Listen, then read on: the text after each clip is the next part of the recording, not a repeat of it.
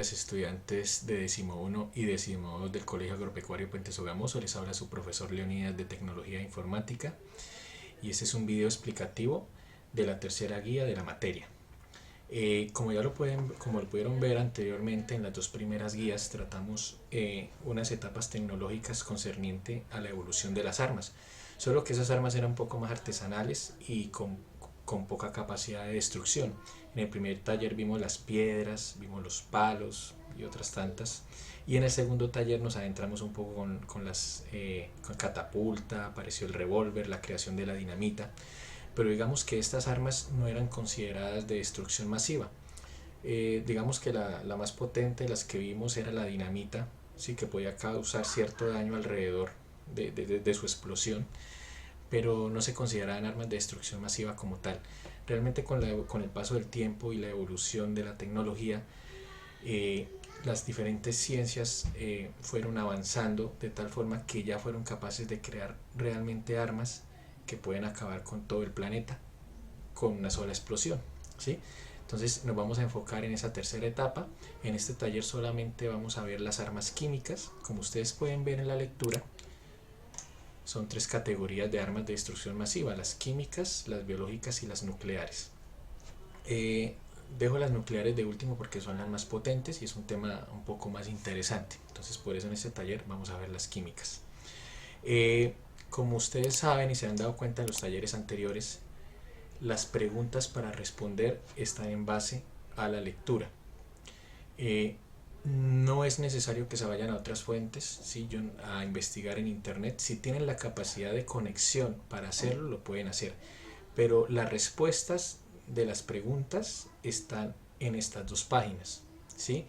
Ustedes leen y ahí están las respuestas. Todo es comprensión de lectura. Básicamente en la lectura se dan ejemplo de tres armas químicas muy conocidas y que se han utilizado a lo largo de sobre todo del siglo pasado y principios de este siglo, ¿sí? Son armas utilizadas por los militares, ¿sí? Principalmente los Estados Unidos y por naciones de Asia como Irak. En el primer ejemplo vemos el gas sarín. El gas sarín fue un arma que se utilizó en la guerra del Golfo. Muchos de ustedes no habían nacido, eso fue por allá en 1991. Y se hizo famosa precisamente por el daño que causaba, ¿sí? Muchos soldados norteamericanos murieron por culpa de este gas. La utilizó Irak, ¿sí? En cabeza de su presidente Saddam Hussein, y básicamente era un gas que atacaba los pulmones. Prácticamente las personas morían asfixiadas, morían ahogadas.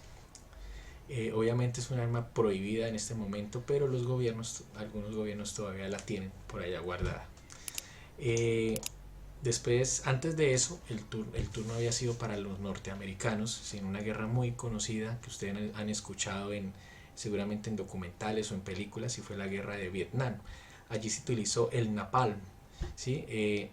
Este era una especie de mezcla de gasolina con otros componentes químicos que al tocar la superficie del suelo, pues todo lo que tenía alrededor lo arrasaba con fuego impresionante, como pueden ver, apreciar en esta fotografía.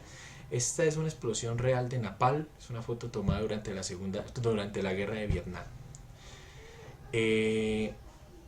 Su poder, pues obviamente era devastador, ¿sí? El que estaba sobre ese terreno ya no había forma de sobrevivir, era muy difícil, y si sobrevivía pues quedaba prácticamente todo quemado.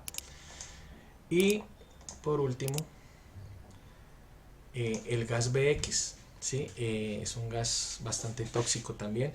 A los que les gustan las películas y el cine tal vez lo vieron en La Roca, que es una película precisamente donde se enfocan en esa arma. Por acá tengo una fotografía, no sé si la alcanzan a ver, están encapsuladas, ¿sí? En unas esferas. No necesariamente es de color verde, la película lo muestra de color verde, pero puede ser puede ser color rojo, puede ser simplemente transparente como si fuera agua, ¿sí? Pero más o menos esa es la presentación, ¿sí? Es un gas bastante tóxico.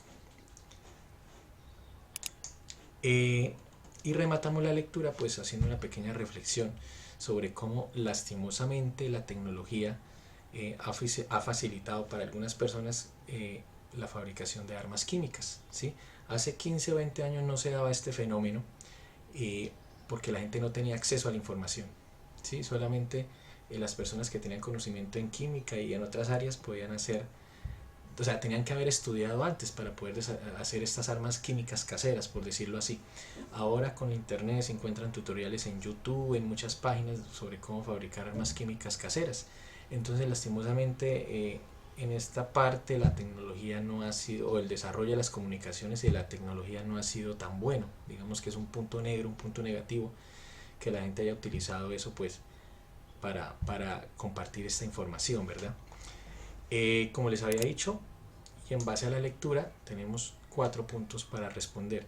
Sí, todos, como pueden ver,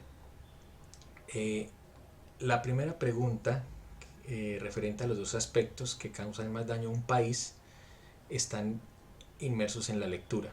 ¿Sí? Ustedes leen, determinan cuáles son esos dos aspectos y responden la pregunta. No vayan a responder en un solo renglón, por favor. Ustedes ya van de décimo, tienen la capacidad de argumentación de muchachos de 15, 16 años, entonces son capaces de dar una respuesta coherente. ¿Sí? En cuanto a la lista de las armas químicas, que es el segundo punto, ¿sí? Es describir el poder de impacto de acuerdo a la descripción de cada una de las armas, ¿sí? Ahí está explicado qué causa cada arma, cuál es la consecuencia de la utilización de cada una de esas armas. Entonces, de acuerdo a eso, ustedes hacen la listica, ¿sí? No importa en qué orden, no importa si lo cogen en el mismo orden de la lectura, primero el gasarín, luego el nepal y por último el BX, o en el orden que ustedes quieran, ¿sí? Entonces, de acuerdo a lo que aparece en la lectura, ustedes describen el poder de impacto. Y también una respuesta que es muy abierta, muy personal de ustedes, es la tercera. Así que de acuerdo a eso, ¿cuál crees que es la más letal? ¿Sí? Entonces tienen que explicar también, de acuerdo a lo que usted leyó, ¿sí? ¿Qué entendió y por qué cree que X arma, ¿sí? ¿Cuál de esas tres es la más letal? Y la cuarta es una respuesta que ustedes me tienen que argumentar en 10 renglones. ¿Sí? ¿Cuál es el concepto que ustedes tienen respecto a que las personas tengan acceso fácil a la información? ¿Cierto? Es uno de los puntos que se tratan en la lectura. Como yo les decía, es un punto tal vez negativo, un lunar del avance de la tecnología de las comunicaciones. Como ahorita podemos ver, es una ventaja poder tener esta tecnología, o si no simplemente hubiéramos dejado de estudiar, nos hubiéramos quedado en la casa y no se hubiera podido terminar el año escolar, pero gracias a los avances de la comunicación podemos hacer este tipo de clases, ¿sí? O podemos continuar con los temas de las diferentes materias. Pero lastimosamente hay partes de la sociedad que sí piensan que tanto avance en la comunicación ha sido perjudicial para la sociedad. Entonces, por eso esa respuesta me la argumentan bien en 10 renglones. ¿Ok? Por ahí alguna vez los dos primeros talleres me habían preguntado si podían entregar el trabajo en Word. Algunos me lo han entregado en Word o en PDF. Pues claro que sí, no hay problema. Solo que yo estoy constantemente revisando, no pueden haber respuestas iguales, ¿sí?